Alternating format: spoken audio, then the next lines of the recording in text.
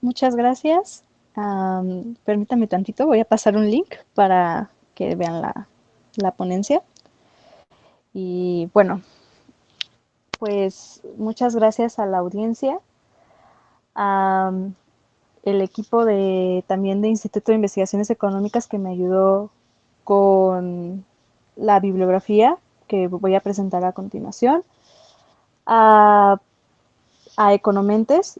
Es un proyecto encargado por la doctora Eufemia Basilio Morales, y um, pues al público en general, y pues no sin antes mencionar a la revista Delfos, que me dio la oportunidad de presentar la investigación que he estado haciendo en Economentes. Y pues bueno, pues voy a comenzar. Permítame tantito.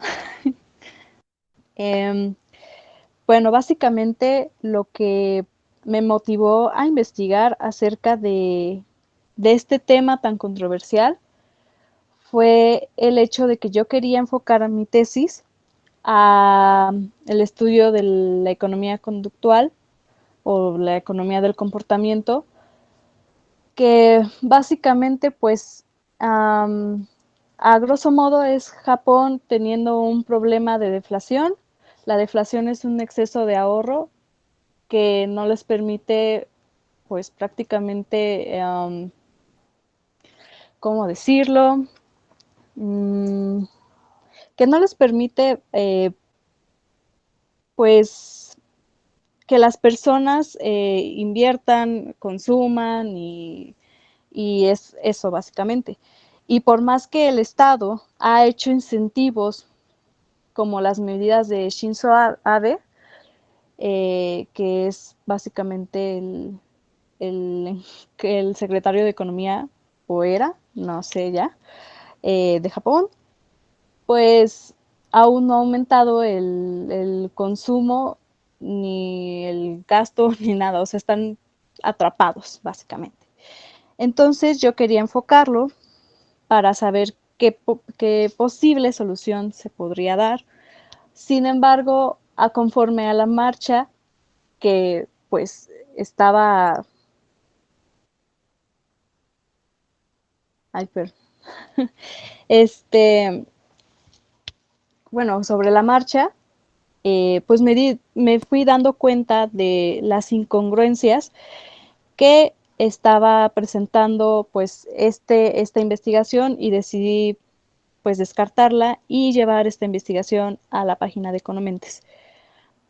Voy a dar como la visión de la filosofía económica acerca del por qué no es tan efectiva como pues parece, ¿no? Y ya después haré los comentarios finales. Y pues esta presentación no viene toda la bibliografía que pues presenté, que va a presentar. Sin embargo, ya he hecho la investigación en Economentes, así que pues ya le puedes cambiar, por favor. Bueno, la economía ortodoxa se resume básicamente en un precepto muy importante, que todo agente económico es un ser racional denominado el Homo economicus, ¿no? Cuando yo iba a la facultad, a mí me enseñaron que el Homo economicus era un ser que, que permítame tantito,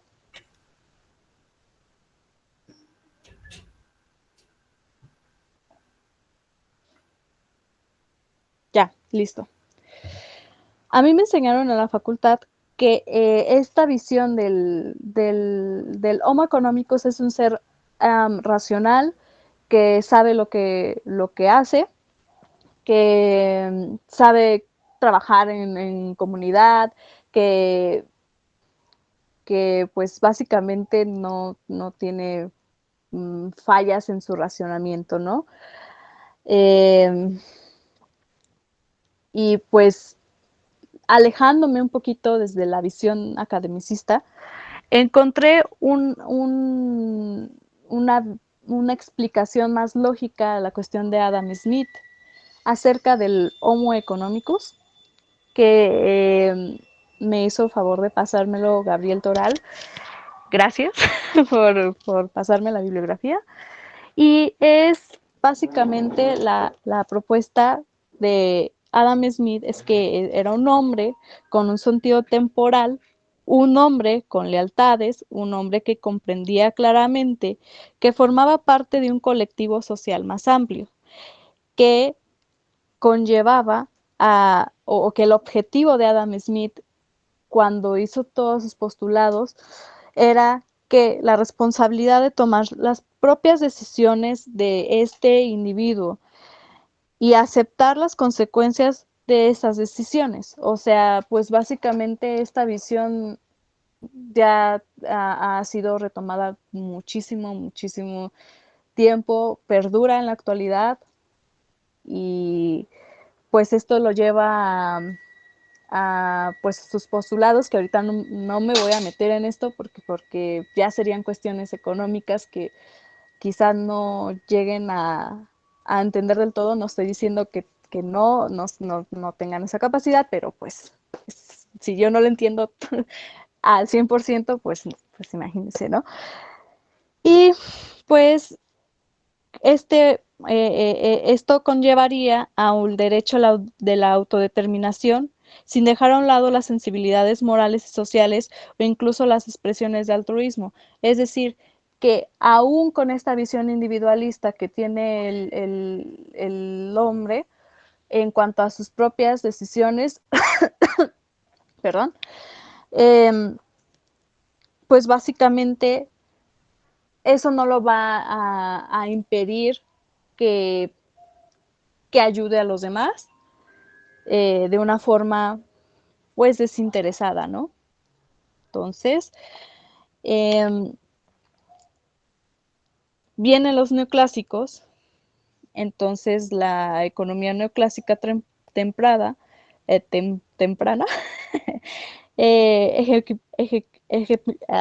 ejemplificada bajo el trabajo de William Stanley Jevons, se, se, constru se construyó explícitamente sobre una base de psicología hedónica, es decir, una descripción del comportamiento individual según la cual los individuos buscan maximizar el placer y minimizar el dolor. Entonces, esto yo lo entendí. Permítame tantito. Gracias. Este, esto yo lo entendí básicamente como que pues su propia búsqueda del bienestar va a hacer que busque otras como, ¿cómo expresarlo? Otras vías que quizá no sean tan morales para conseguir su propio pues placer pues individual. Y estas se dividen en tres grandes proposiciones hedónicas que a continuación pues se las voy a resumir tantito, que es básicamente que las dos visiones hedónicas, ustedes sabrán más que yo, eh, que esta visión hedónica vino con un relato de deliberación, según el cual los individuos sopesan el placer y el dolor, que resultarían de varias acciones y eligen el que percibe como el que conduce al mayor equilibrio entre el placer y el dolor. Y en segundo lugar, bueno, es en tres, ¿no? Segundo lugar, la hedónica proporcionó un fundamento para varios supuestos críticos como la integridad, la transitividad de la relación de preferencia, y dado los supuestos adicionales de separabilidad y utilidad marginal decreciente, la convexidad de las curvas de indiferencia, que ese es un concepto que nos enseñan siempre en economía, que pues básicamente vas a estar buscando un equilibrio en cuanto a tu consumo y obviamente llevado ya a un nivel de la producción, ¿no? ¿Tienen alguna duda hasta aquí?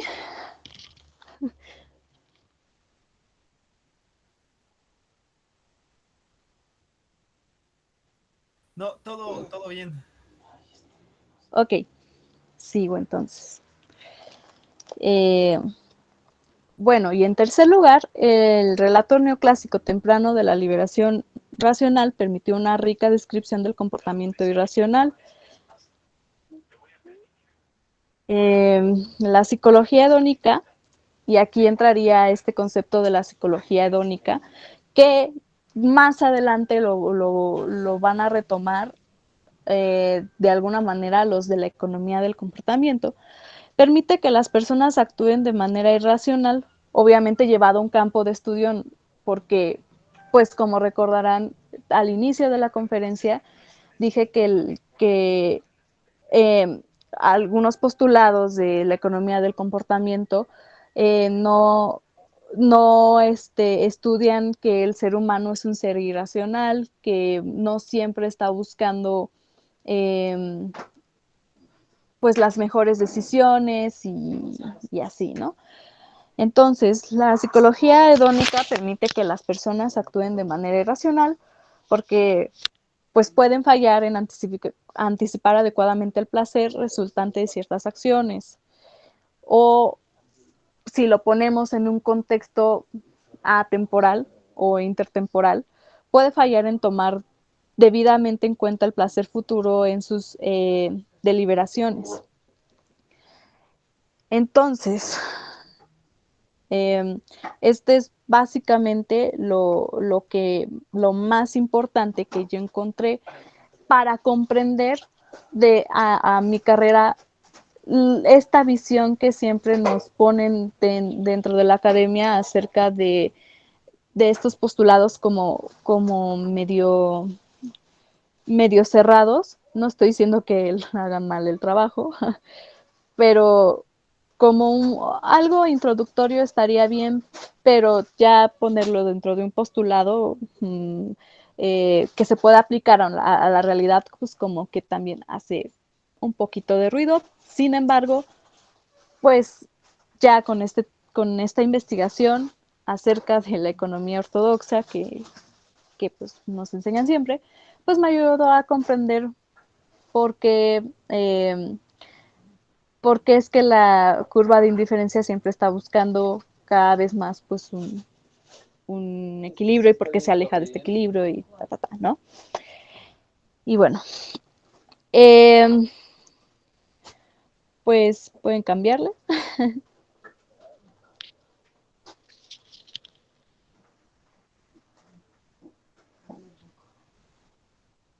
Bueno, aquí entraríamos ya a la economía del comportamiento y aquí utilicé tres textos que en la presentación no se ven, pero los voy a explicar conforme avance la presentación, ¿no?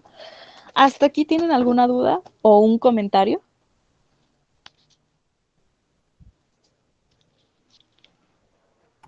Si acaso, nada más como para poder entender, ¿quién es el autor o de dónde proviene ese término de la psicología hedonista? Disculpa.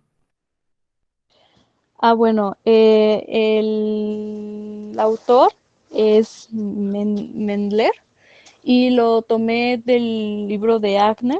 Um, Voy a pasarles la presentación al terminar el, la ponencia, pero obviamente ya corregida, aumentada y con la bibliografía disponible porque se los juro que se me pasó porque pues me enfermé y una disculpa por eso, pero básicamente es de Mandler. ¿Tienen algún otro comentario? ¿Duda?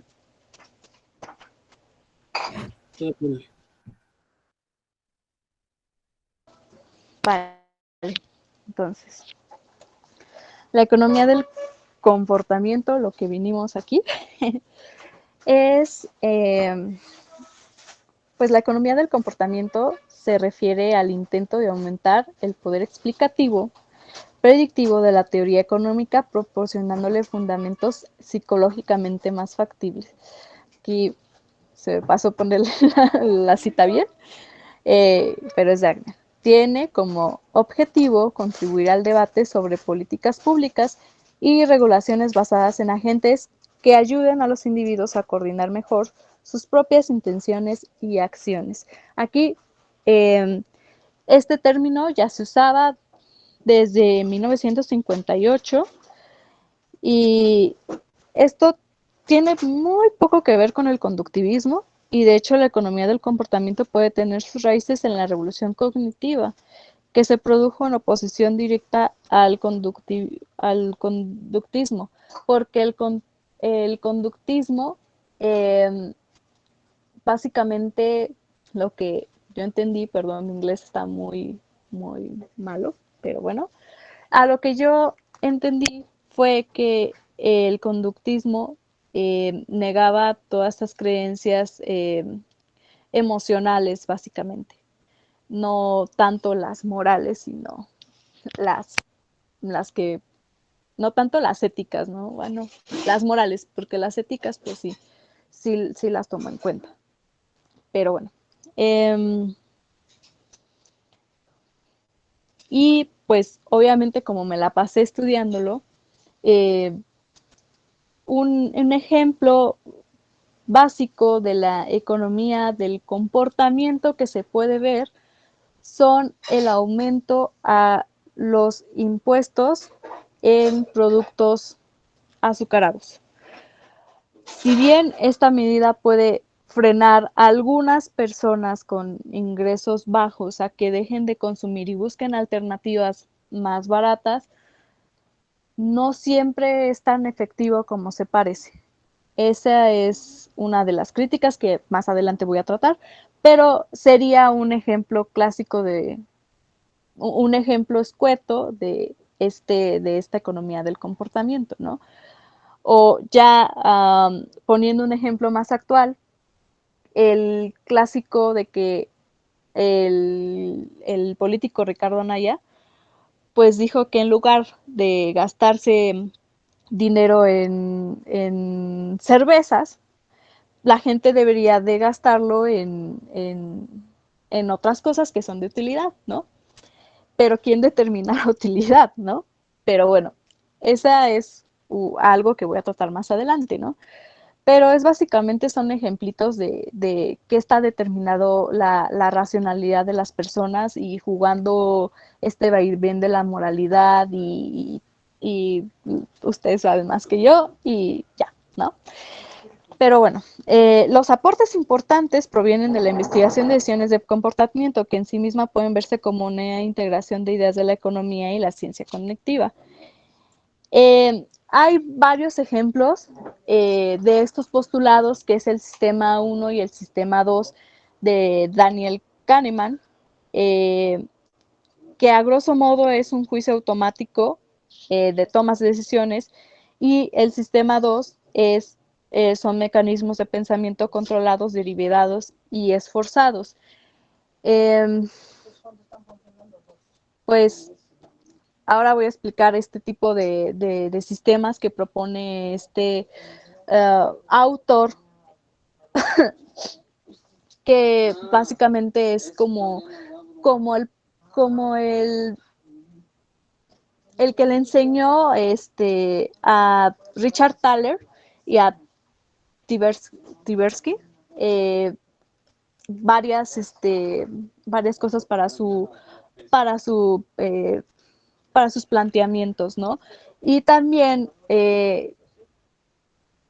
tienen un texto acerca de cómo hacer política pública en cuanto a este manejo por ejemplo, la depresión, qué políticas públicas se tienen que seguir, sin embargo, pues ya han sido criticados por la filosofía del, del, de la economía, ¿no? Pero bueno, ¿tienen aquí alguna duda? Sí, yo sí. Ah, ok. ¿Podrías ahondar un poquito más en estos sistemas de los que presenta Kahneman y Tversky? O sea, el sistema 1 y el sistema 2, dar un ejemplo. Sí, a eso iba. Ok.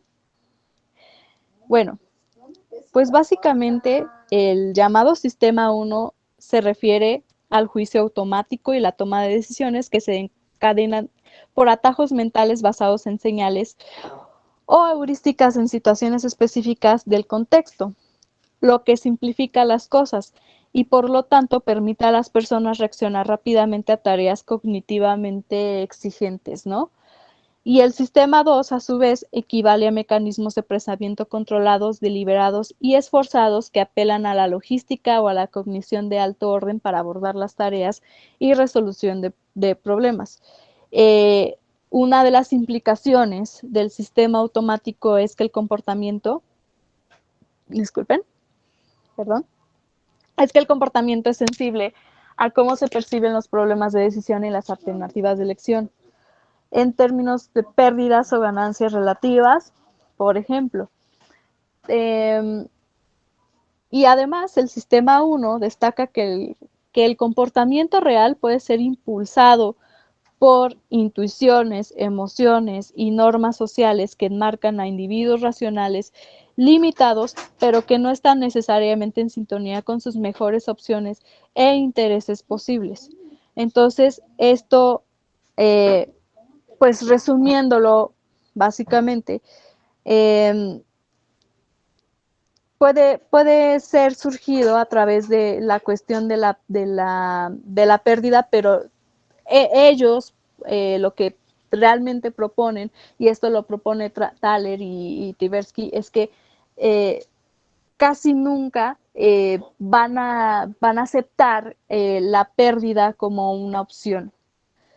Siempre van a querer estar ganando y pues obviamente y si van a perder, pues que no sea una pérdida que tenga conflicto con su contexto, como digámoslo, con su contexto moral o ético o el de los suyos o simplemente pues a sus propios intereses personales, ¿no?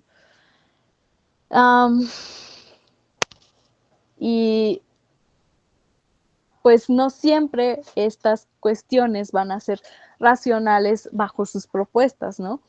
Porque puede que incluso, o sea, y esto lo voy a tomar más adelante como un ejemplo, muchas veces no se detectan estos huecos como morales que existen, ¿no? Dentro de las propias decisiones. Y esto lo conllevan lo llevan a este plano de las decisiones de política pública, ¿no? Permítanme tantito, porque me tomo aire. Ya, y ya.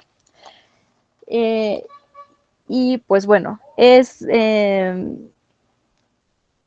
pues la percepción humana es imperfecta y dependiente del contexto, y los humanos actúan de forma errática y irracional en la medida que la información no se presenta transparente, y pues la teoría del empujón es una de las propuestas más importantes en cuanto a lo que ellos manejan, que es básicamente este impulso de que las personas necesitan para actuar de una forma racional, ¿no? Que no sacrifiquen este concepto de racionalidad que tienen. Y ahorita, pues, se preguntarán, bueno, para ellos, ¿qué es básicamente la racionalidad, no? Estás diciendo, estás hablando mucho de racionalidad en cuanto a estos personajes. Alguien que levantó la mano. Sí, yo. Ok. Sí, es que precisamente me genera que bueno, tal vez me está adelantando un poco a tu exposición. Uno, preguntarte si entonces estos autores, es decir, si Daniel Kahneman, ¿verdad? Y Tversky, se pronuncia, estarían haciendo una crítica o incluso un desconocimiento de la racionalidad en el agente económico o directamente en el ser humano. E incluso si esta cuestión justamente de que ¿cómo se puede decir? de que los humanos actuemos irracionalmente pueda sostenerse, incluso pensando o preguntándote cómo entender lo irracional frente a cuestiones que podrían ser no racionales, ajá, pero no por eso, digamos, descabelladas, que es lo que me conduce a la cuestión de lo irracional, incluso hasta, hablando de una cuestión tal vez neurológica, como una cuestión de afectación en la estructura cerebral. Al menos eso es lo que a mí me conduce la cuestión de lo irracional, frente a lo no racional que se ejemplifica, por ejemplo, en los sentimientos, en las emociones, ¿no? E incluso, ¿no?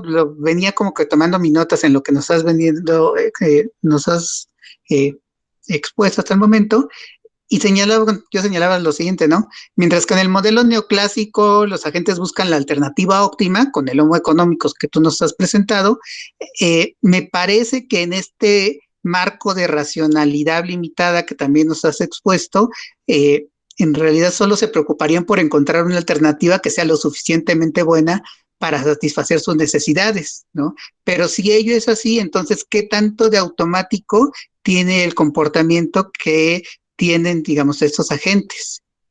Son como por lo menos esas interrogantes hasta el momento me ha producido tu exposición. Gracias. No, de qué, al contrario. Sí, pues es básicamente lo que dijiste, ¿no? De que estos personajes, en busca de formalizar la ciencia económica, están olvidando estas cuestiones morales, estas cuestiones de que a lo mejor y tomar una decisión en cuanto a desde lo individual hasta lo colectivo no significaría que estás perdiendo de alguna u otra forma pues algo, ¿no? Y si estás pues perdiendo, no lo están como contando, pues que estás ganando dentro de la pérdida. De hecho, Magdalena Maleca, si mal no recuerdo, que gracias por recordármela, hace una revisión acerca de la economía conductual, que están tratando de formalizar tanto estos conceptos de racionalidad, de que no hay que perder, eh, pues, por ejemplo, cuestiones de salud pública, no hay que perder, o sea, el fumar, ¿no? O el tomar, o el enchocharte para la depresión y cositas así, ¿no? Sin embargo, ella, pues, como ella es psicóloga, ella es, pues, básicamente, no, filósofa feminista. Les cuestiona entonces si la irracionalidad entonces no tiene que ver tanto con lo que ellos no considerarían racional dentro de sus propios postulados, que básicamente la racionalidad para ellos es no pierdas, no tienes por qué perder. Y si pierdes, pues debe de haber una consecuencia de por medio que, como tomé de ejemplo esta parte de la corrupción, ¿no? La corrupción que es muy dañina, lo sabemos, pero Murabatsu dice que esta corrupción a veces puede ser benéfica incluso para la sociedad, ¿no? Entonces, estas cuestiones de forjar todo bajo estos conceptos de neoclásicos, por así llamarlo, incluso me atrevería a decir, y retomando a Maleca, Magdalena Maleca, cuestiones libertarias, ¿no?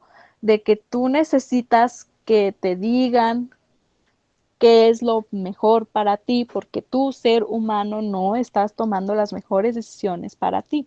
Entonces, esa es una cuestión que me gustó tu interrogante y lo adelantaste, ¿no? Entonces, sí, sí, lo iba a explicar más adelante, pero pues ya que estamos aquí, pues ya podríamos cambiar la presentación y pues ya entrar de lleno a toda esta crítica. Y pues nada, ¿no? Pues contrario a lo que se cree, la ciencia del comportamiento no es novedosa, no es algo que te esté diciendo algo que, que aporte realmente, porque de hecho es una crítica muy fuerte hacia Tversky, hacia Kahneman y hasta sobre todo a Thaler, que por qué ganaron el Nobel, si se estaban olvidando realmente de los postulados heterodoxos de la economía, que básicamente son postulados que van más allá de lo que te indica o sea, en qué estás siendo irracional, ¿no? Y pues se olvidan básicamente de estos postulados por ejemplo, de John Maynard Keynes, que pues también hace una introducción psicológica a, a cuestiones de toma de decisiones y, y pues así, ¿no? Se me fue la idea. Y también se están olvidando de la crítica marxista acerca de que no está diciendo nada nuevo en cuanto a que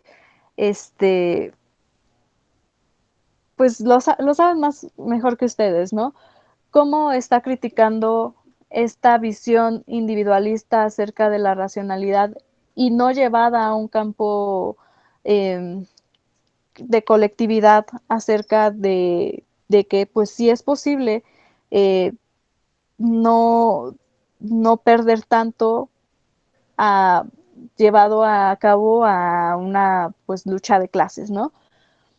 No me voy a meter tanto en eso, pero se está olvidando mucho de la historia económica, incluso de los clásicos, porque Adam Smith pues también hizo una introducción a la psicología en cuanto a este postulado del Homo economicus, que sí el ser humano por su individualidad, por su constitución individual, él puede trabajar en colectivo, puede ser altruista por cuestiones morales y eso no significa que esté perdiendo algo, sino que al contrario puede que esté ganando algo, un reconocimiento, una satisfacción personal, incluso pues religiosa, ¿no? De esta cuestión religiosa, moral.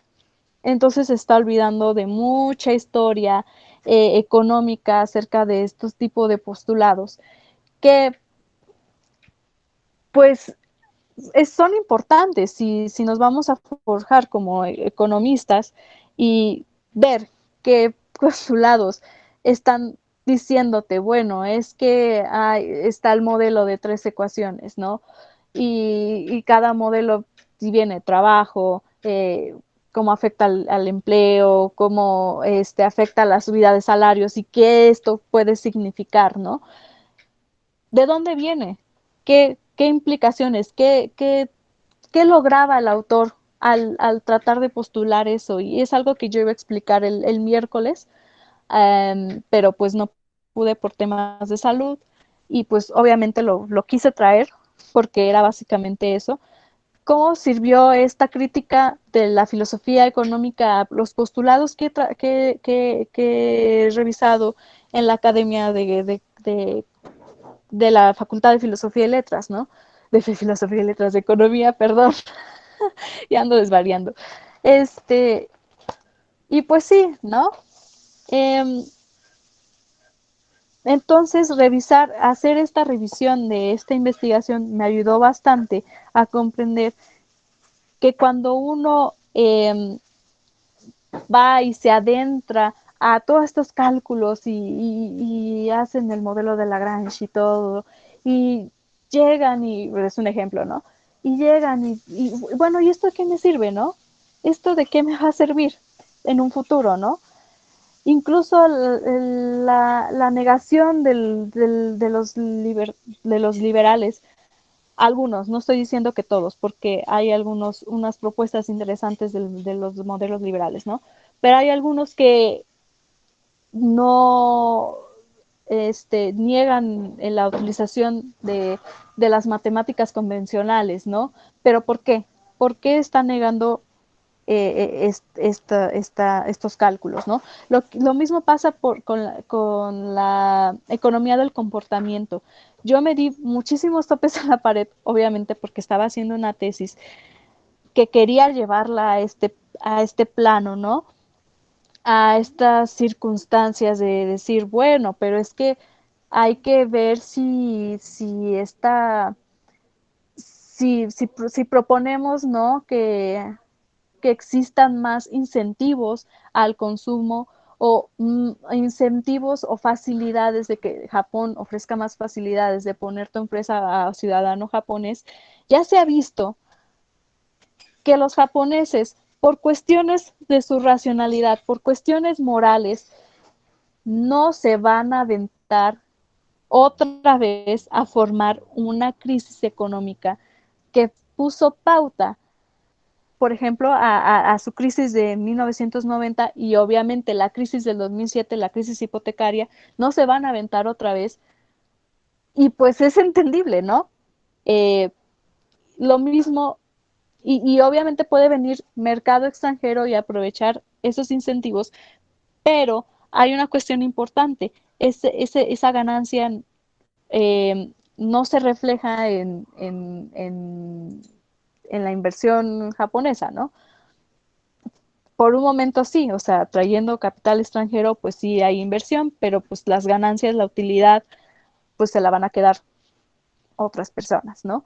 Entonces sí me di topes contra la pared revisando o sea, la economía del comportamiento, porque entonces, si yo propongo algo así, entonces, como hay libre mercado, va a venir alguien y se va a aprovechar. Y no estoy diciendo que el libre mercado esté mal, pero también hay que notar que los japoneses pues también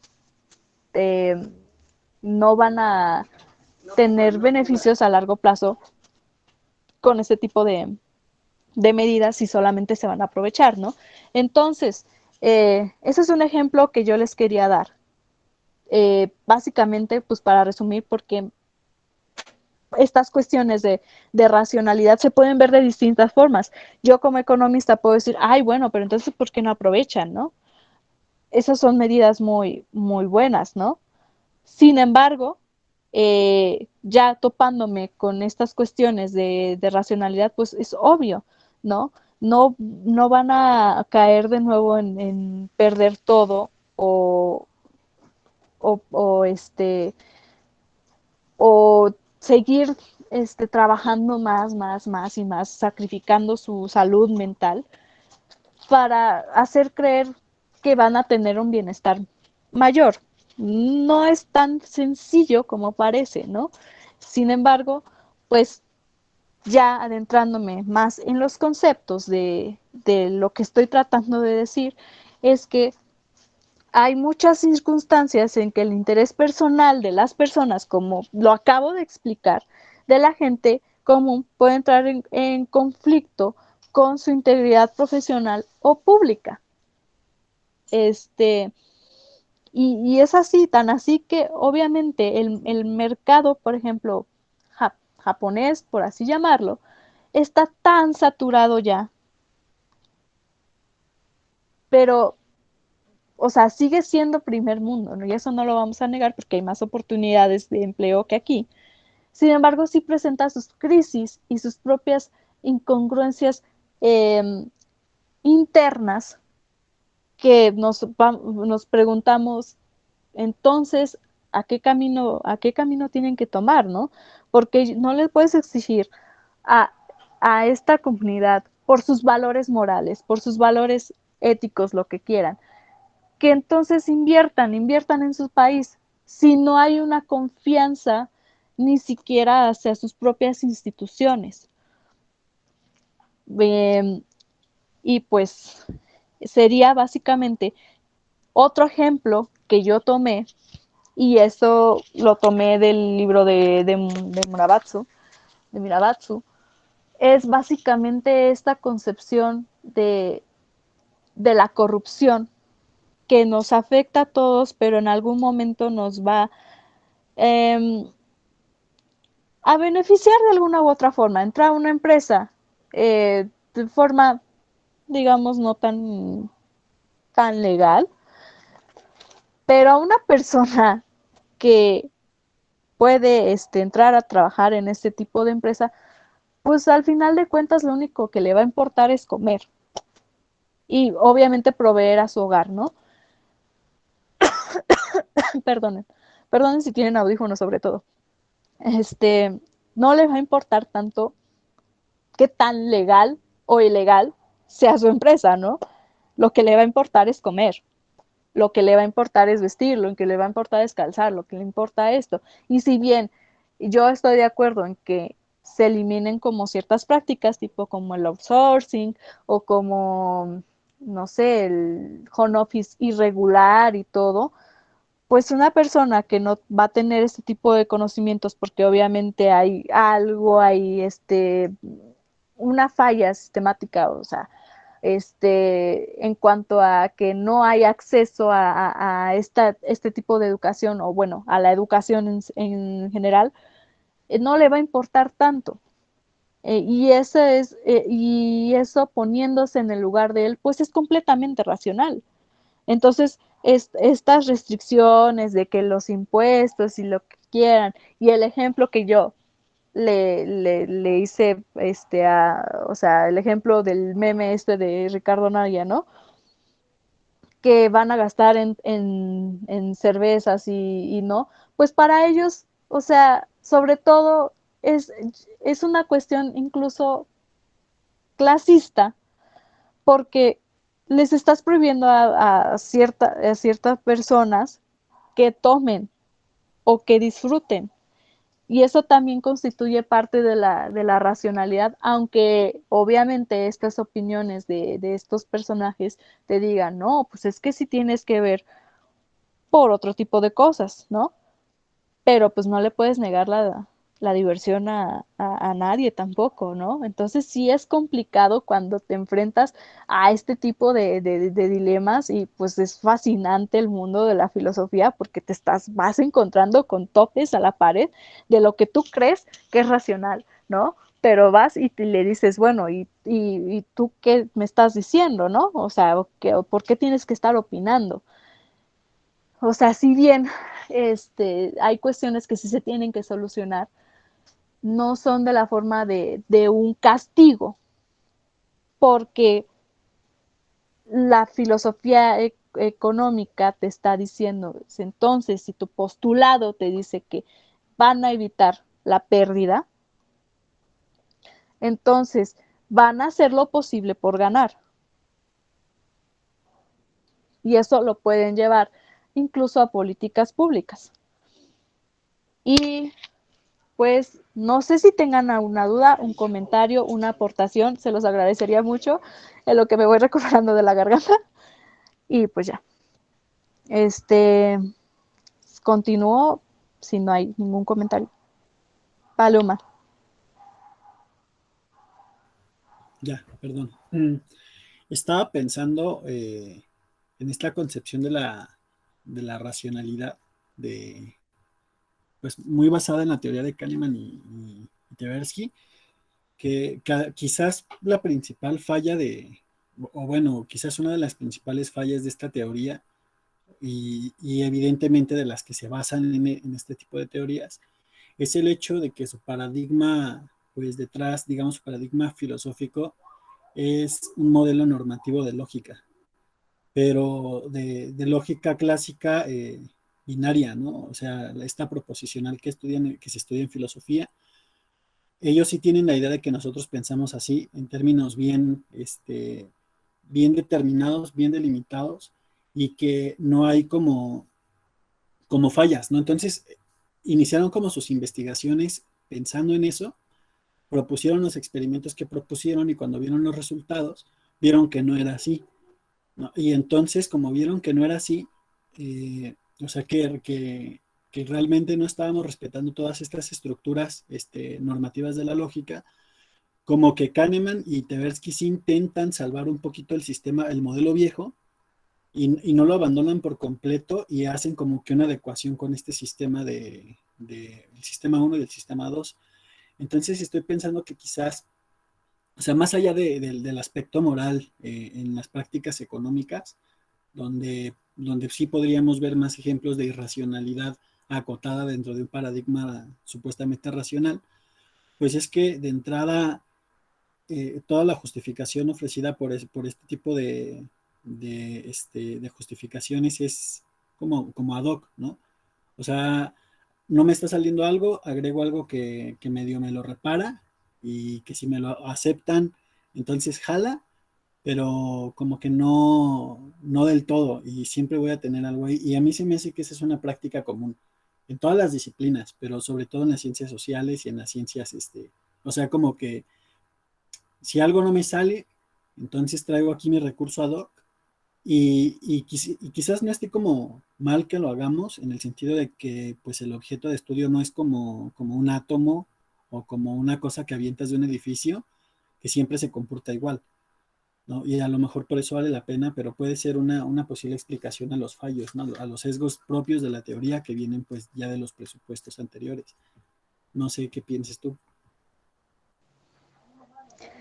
¿Alguien más va a opinar? Ok, sí, sí, Francisco. Sí, yo, bueno, un comentario y una pregunta a partir de ello, dado que trajiste también el tema de la corrupción como parte de tu ejemplo, ¿no? Eh, y lo digo porque precisamente eso me recordó a un artículo, ¿no? Que publicó en 2015 Yang Yuan, se pronuncia, ¿no? Que de hecho tiene un título bastante provocativo, ¿no? En forma de pregunta. ¿Es mala la corrupción para el crecimiento económico? ¿No? Y vamos, en el estudio que él hace, eh, nos decía que por lo menos para el caso de los países de Asia y del Pacífico, sus resultados no apoyaban la percepción común de que la corrupción hace daño al crecimiento económico, ¿no? Entonces, digamos, por eso incluso el título era un tanto provocativo en este sentido.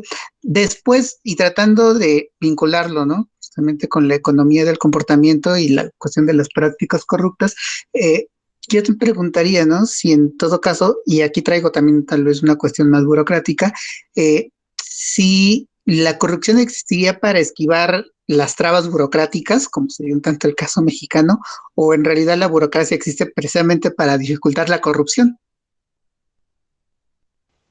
Híjole, trajiste un tema, uff, de la burocracia de von Mises, que lo critican muchísimo porque en lugar de... ¿Cómo lo explico? La crítica del sistema burocrático es básicamente que en lugar de, de, de eliminar la corrupción, se ha visto, y eso lo podemos comprobar en México, ¿no? Es que aumenta más. ¿Por qué? Por lo mismo de que hay tantas, tantas trabas para, pues para, por ejemplo, formar tu empresa, ¿no? Te piden tantas cosas burocráticas y al final no puedes cubrir todo, incluso hablando de tasas de interés y pagar el crédito, porque no, que no sé qué, y que bla, bla, bla. Entonces, mejor van y pues recurren a la corrupción, ¿no? Y eso pues obviamente trae, perdón, ya, este, perdón, es mi perrito.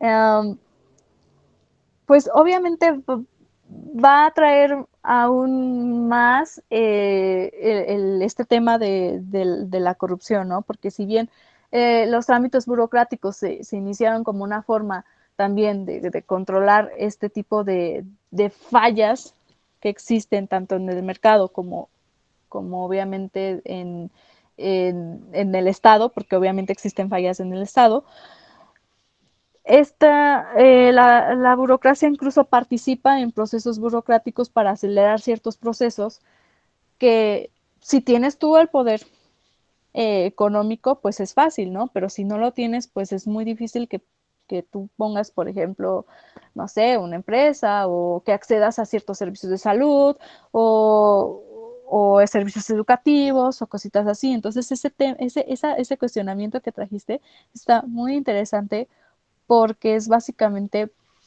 es una crítica que se les hace a estos liberales que defienden el sistema burocrático, como es el caso de von Mises, ¿no?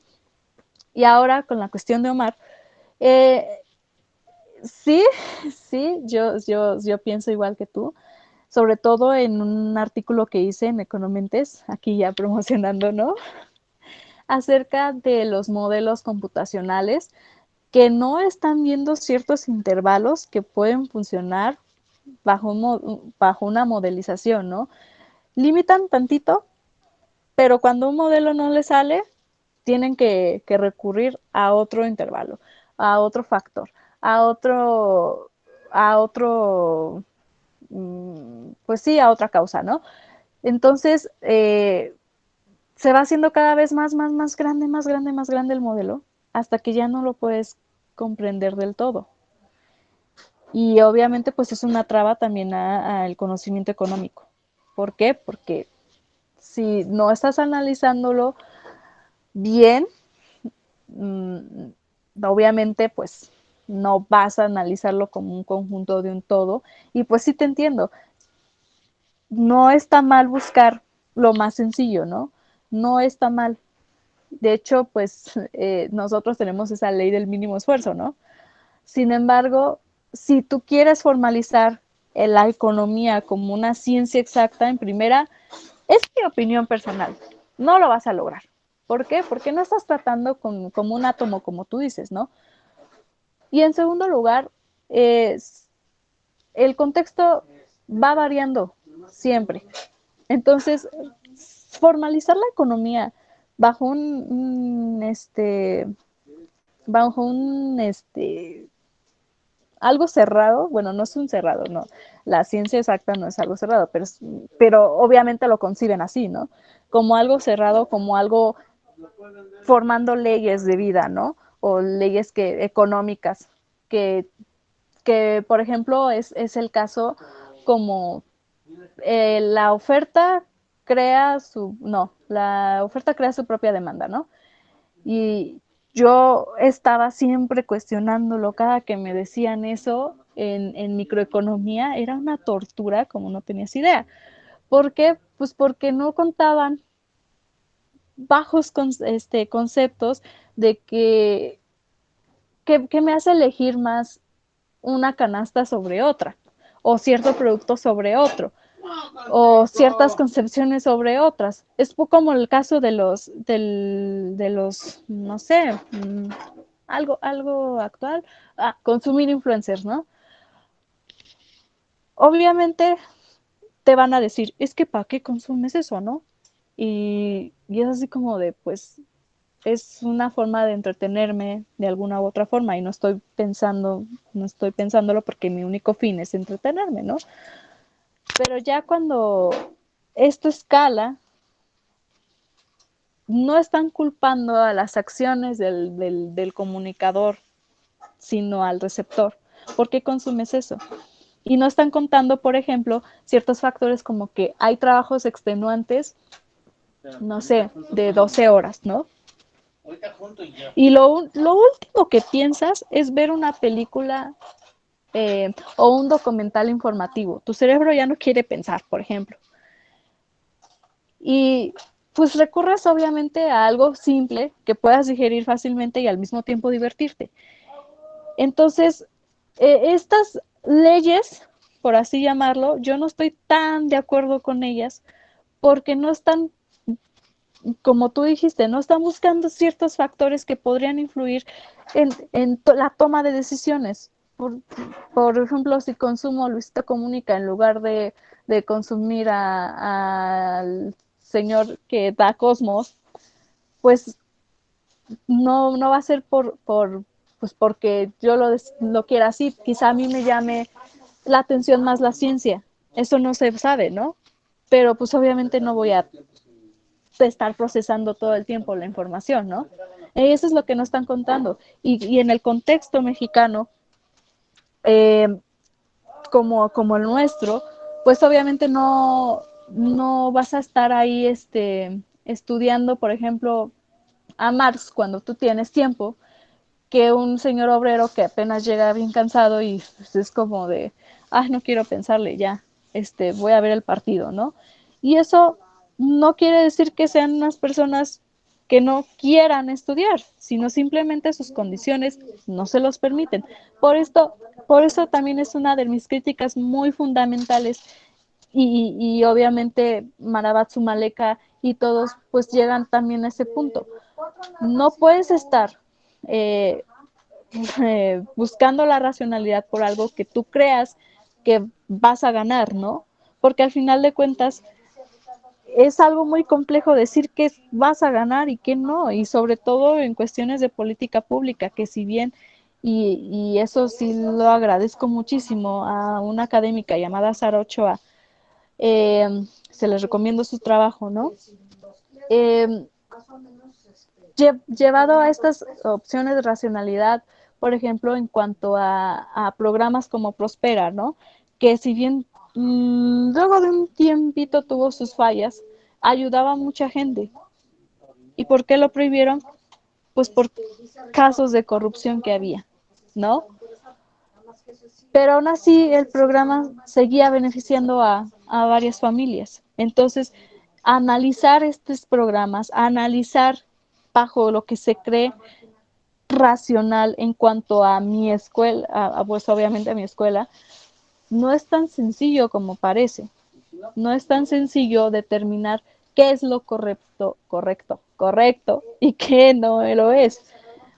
Por eso mismo es que la economía es un campo fascinante de estudio, porque te puedes casar con una teoría o puedes averiguar qué postulados están haciendo, ¿no? Hay, de hecho, muchos académicos, bueno, académicos dentro de mi facultad que también están analizando como ciertas cosas y no nos dan este plan de estudios tan establecido.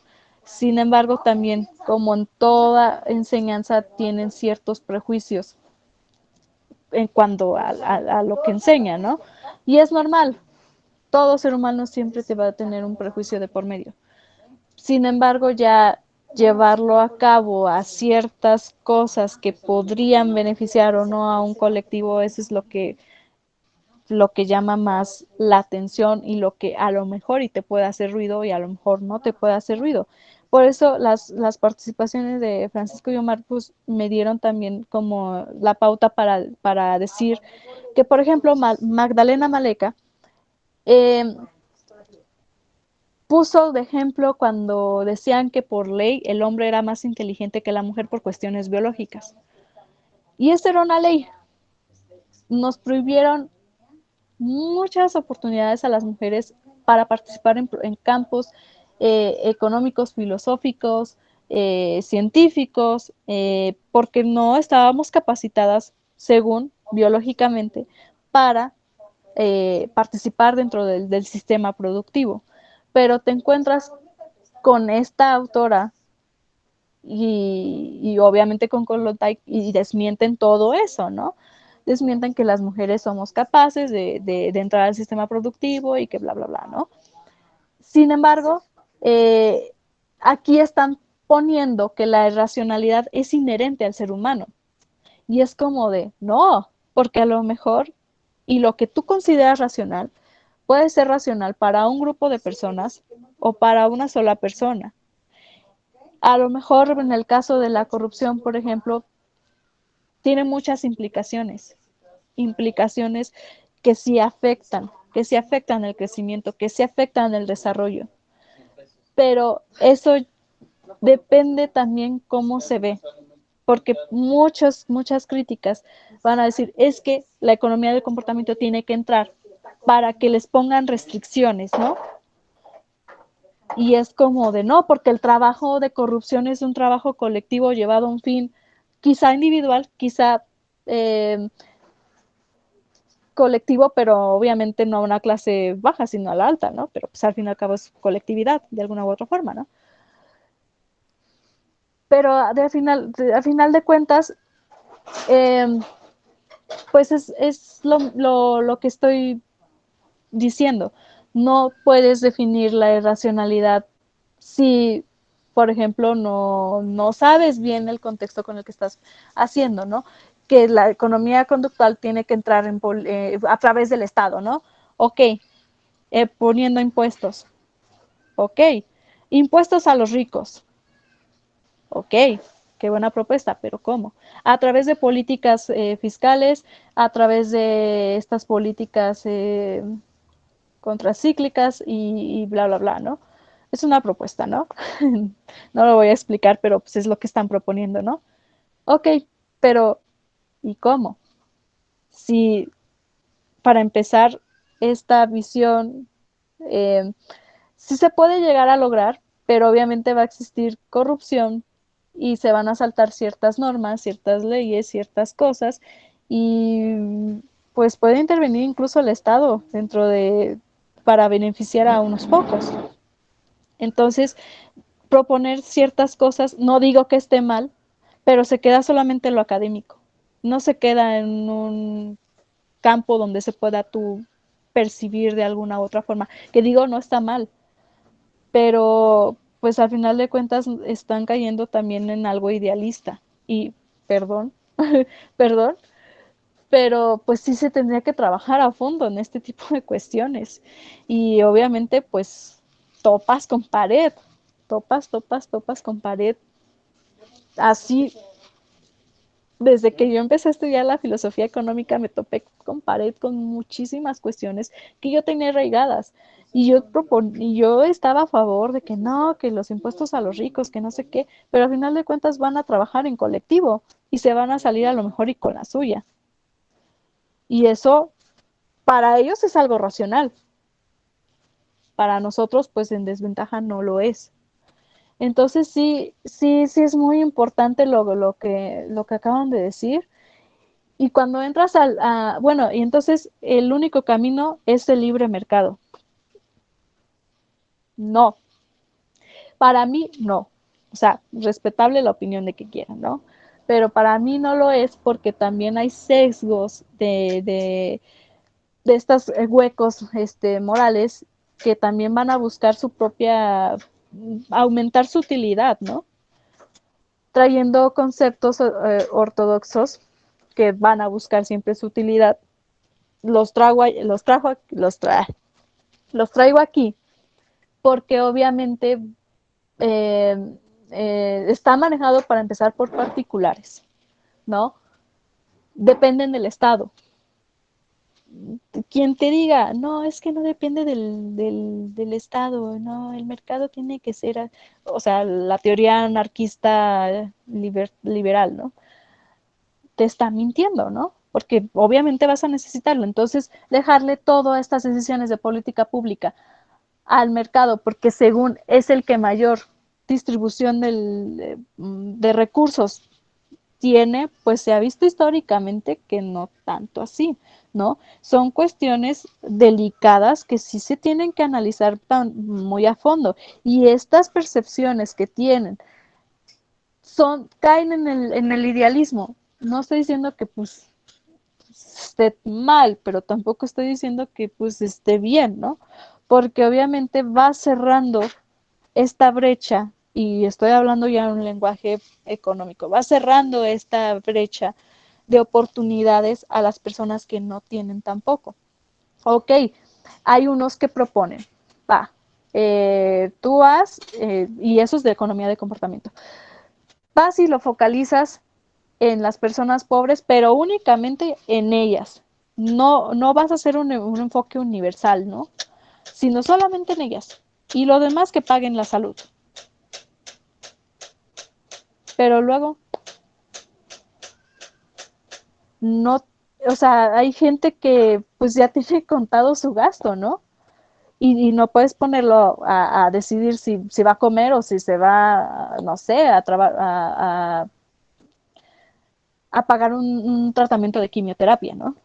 Entonces sí son cuestiones que se tienen que analizar a fondo y que esta académica, que les recomiendo también su trabajo, esta doctora Sara Ochoa, te va introduciendo a este análisis de las políticas públicas y que también a lo mejor y no está tan mal el hecho de tener ayudas y cositas así, ¿no?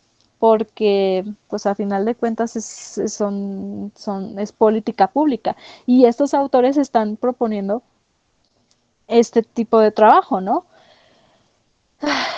Y bueno, ya para cerrar, pues el comentario final es que no están tomando en cuenta el contexto en el que se está tomando estas proposiciones de política pública, no se están tomando. Quise hacerlo resumido, pero al parecer no. Pero en resumidas cuentas es eso. No puedes estar proponiendo la racionalidad bajo un contexto en el que solo un grupo de personas se va a beneficiar. Y dejas en fuera a estos factores como, no sé, ay, no puedes dejar fuera a estos otros factores o fuera a un grupo de gente porque no lo consideras racional o no lo consideras dentro de tu modelización. Y eso es algo que sí me gustaría recalcar. Hay que trabajar como economistas, como filósofos, como científicos sociales. Por eso, porque pues yo considero de alguna forma a los filósofos que están lejos de la academia, unos científicos sociales, porque te describen realmente alguna u otra forma que está pasando, ¿no? O a entender ciertas cosas, o sea, los que se salen y se adentran al mundo de la ciencia o de la economía o lo que sea, ¿no? Te están describiendo a través de los postulados filosóficos por qué pensaban estos autores, y qué implicaciones tiene dentro de estas concepciones proponer algo así, ¿no? Y pues conjunté el foro que teníamos el miércoles junto con la ponencia que estoy haciendo hoy, porque eso venía a hablar. Me topé muchísimo con mis cuestiones tan arraigadas que tenía dentro de la economía del comportamiento. De hecho, yo llegaba y lo presumía y decía, ay, no, es que yo estudio esto, ¿no? Y esto es lo revolucionario, pero no estaba contando yo tampoco que también eso ya lo habían hablado gente. Y te lo ponían dentro de otro contexto, ¿no? Entonces, para mí la economía del comportamiento es una visión muy cerrada de cómo funciona estas propuestas de política pública, estas concepciones del consumo que también lo estudian, esta macroeconomía del comportamiento está dejando fuera a ciertos sectores y no voy a caer en decir, oh, es que son clasistas, ¿no? Pero pues los están dejando fuera, quizá un grupo, quizá otro, pero todo tiene que ver en cuanto a qué vas a proponer dentro de las políticas públicas, ¿no? Porque no nos podemos hacer de la vista gorda si solamente nos vamos a enfocar en resolver un problemita, ¿no? Tienes que ver y escalar qué tanto lo puedes resolver, qué tanto no tienes que restringir de alguna u otra forma, o qué tanto si es necesario restringir algunas conductas que están haciendo. Yo no estoy diciendo ahorita, no estoy defendiendo la corrupción, ¿no? Pero si lo ponemos en el contexto mexicano, sí ha ayudado de alguna u otra forma al crecimiento económico. Eso indiscutiblemente. O incluso se podría llevar la economía del comportamiento, y eso lo leí en en varios artículos a estos narcotraficantes que hay que decirle al Estado que haga políticas que pues obviamente les restrinjan o sea, le dejan la responsabilidad al Estado, cuando realmente hay una cultura de por medio, que hay personas que agradecen, por ejemplo, al Chapo Guzmán, que les agradecen por darles trabajo, ¿no? Porque el Estado los deja fuera. Obviamente tiene sus cargas de violencia, ¿no? Obviamente tiene sus cargas de dudosa de beneficio, pero obviamente ellos no están pensando realmente si por el momento les está beneficiando a otra persona, ¿no? Les está beneficiando a ellos como podría ser una comunidad, ¿no? Pero pues analizar este tipo de cosas sí, sí está muy difícil. Yo aún no entiendo varias cosas y he encontrado con ciertas contradicciones dentro de mi propia academia y así, ¿no?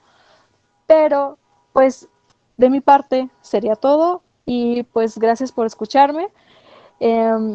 No sé si tengan una duda, un comentario, una aportación y así. Y pues nada. Vale, Ay, pues se me acabó la gracias risa. por tu participación, Mariana. Marco García comenta muchas felicidades, muy interesante y relevante tu ponencia y tiene toda tu admiración. Saludos. Gracias, Marco.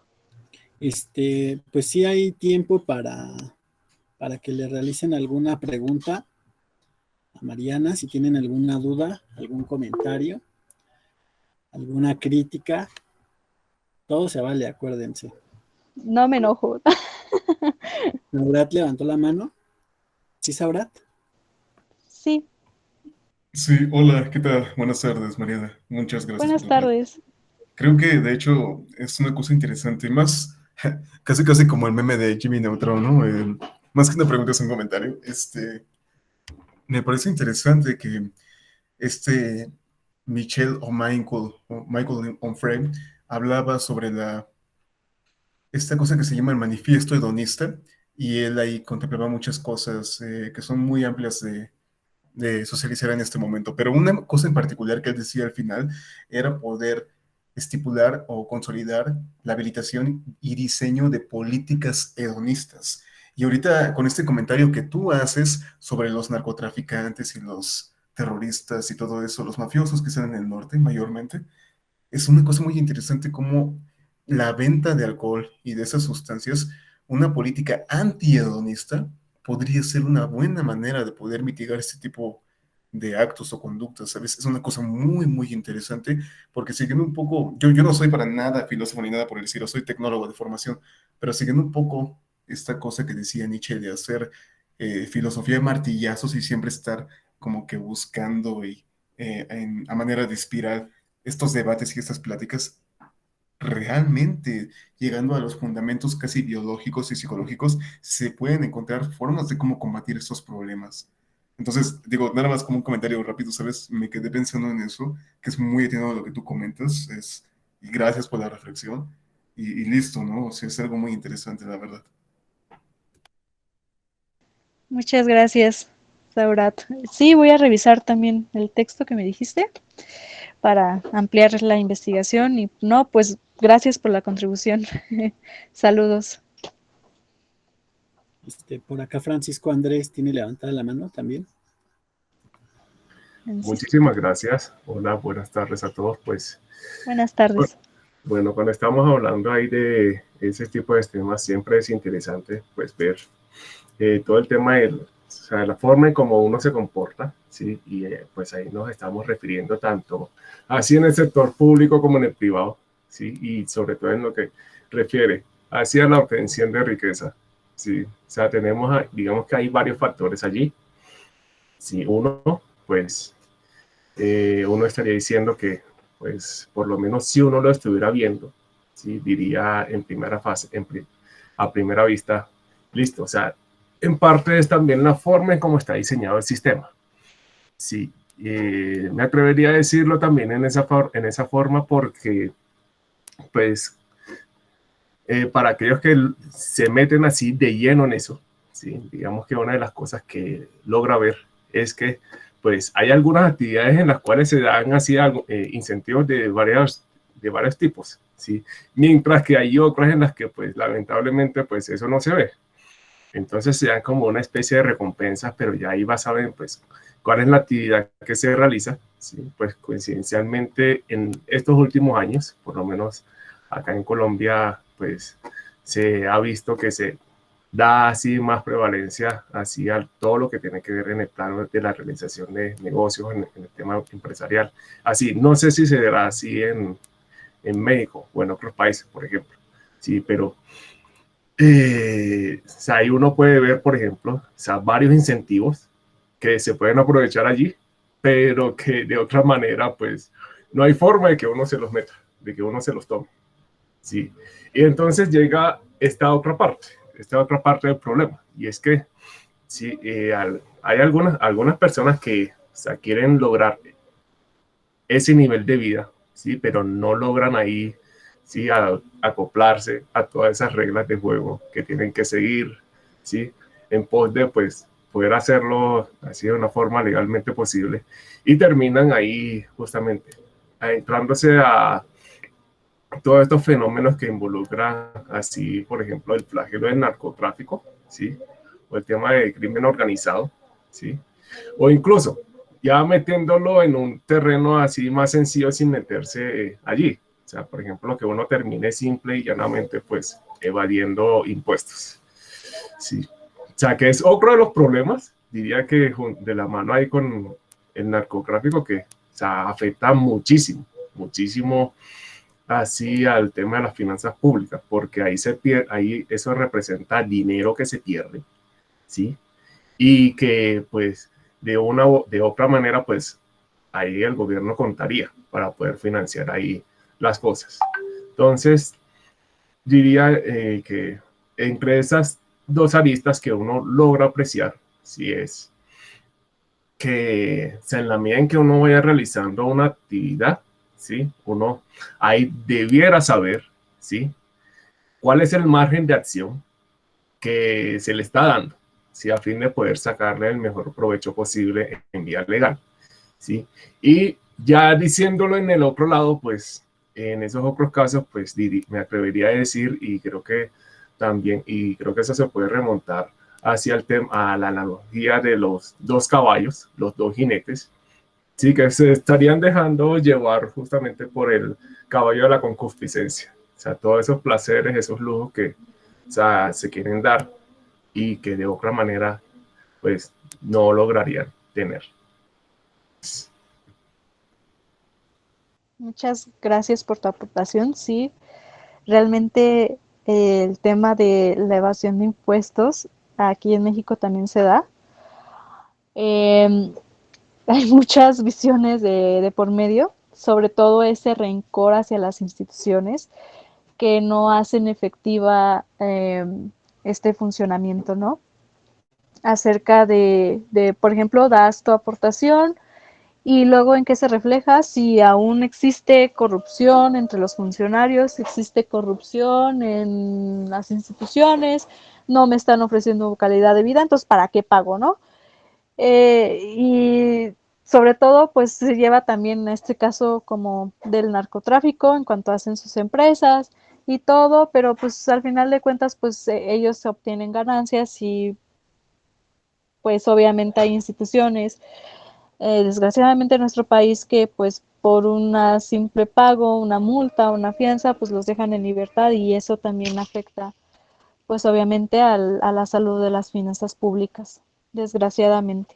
Entonces sí, por eso digo que no defiendo al narcotráfico ni a la corrupción, pero poniéndolo dentro de este enfoque, pues es un trabajo de colectividad donde muchos agentes participan y al final de cuentas están dejando fuera a grupos que pues realmente están desprotegidos por este sistema, ¿no? Desgraciadamente. Entonces sí es muy interesante, no sé qué país seas, pero también México tiene no está sano en sus finanzas públicas, desgraciadamente. Ay, Colombia, qué buena onda. Este, sí, pues sí. No, pues sí, qué bueno que lo retomas, porque pues si bien esta visión de, de ganar, perder, como dice Omar, en esa visión binaria, de ganar, perder, esta visión pues es mi punto de vista. Sí ha afectado quién gana, quién pierde, y desgraciadamente pues a largo plazo pues sí se va a reflejar estas, eh, pues sí, estas como, como afectaciones a los servicios de salud, a lo que ofrecen, y pues es un círculo vicioso si lo piensas. O sea, no pago los impuestos, va a haber seguir siendo corrupción, pero al mismo tiempo pues ya no hay fondos para seguir cubriendo y, ay no, es todo un caso. Y pues gracias por tu aportación. No sé si alguien más tenga una pregunta, un comentario, una crítica. Fredo, ¿ves? ¿Hay alguien más que desee participar, agregar un comentario, una pregunta? Creo que tenemos tiempo para una pregunta breve.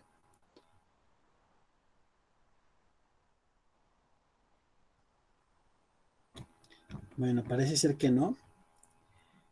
Pues llegados a este punto, si no hay algo más que agregar, pues no queda más que agradecerte, Mariana, por tu participación. Muchas gracias, estuvo muy interesante el tema y de verdad que nos da para mucha reflexión, ¿no? Sobre todo esta interacción de categorías, pues de la filosofía que nosotros estudiamos todo el tiempo, pero vistas de una forma en la que nosotros nunca hemos estudiado, ¿no? Probablemente. Entonces, pues gracias por haber venido. No, al contrario, gracias a ustedes por la oportunidad y pues nuevamente agradezco pues a los asistentes, eh, bueno, a los que asistieron en esta ponencia, y agradezco pues a Delfos por la oportunidad brindada y a Economentes por, eh, por la difusión de mi trabajo acerca de la economía conductual. Muchas gracias.